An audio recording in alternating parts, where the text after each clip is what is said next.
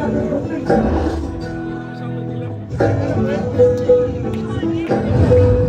next participants, Ritupala Sengupto and Monali Ghosh. Yes.